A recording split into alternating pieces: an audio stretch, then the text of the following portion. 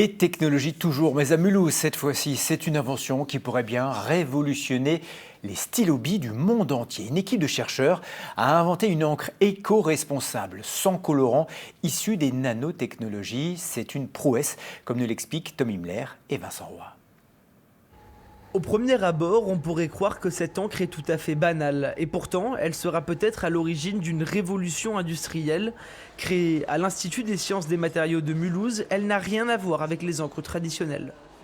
Elle ne contient ni pigments ni colorants, elle est à base de nanomatériaux et il en faut très peu pour créer de la couleur très intense.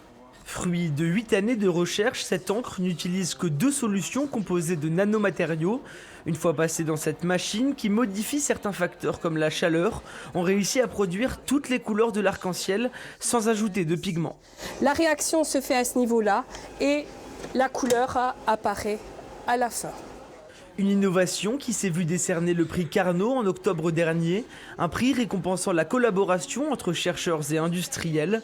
Pour ce projet, c'est la marque de stylo Bic qui a financé une partie des recherches.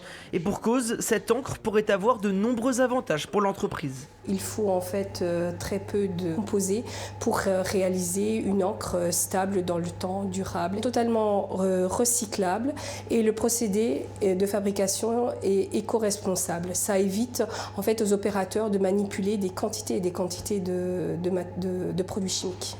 L'encre pourrait à terme se retrouver dans 100 millions de stylos à billes vendus chaque jour.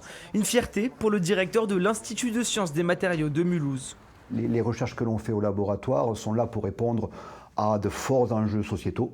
Et ces enjeux sociétaux, vous pouvez les retrouver dans des enjeux dans l'énergie, dans le bâtiment ou dans l'aéronautique par exemple. Lorsque les industriels viennent nous voir pour lever également ces verrous, les chercheurs sont capables de traduire ces verrous technologiques en une question scientifique de haut niveau.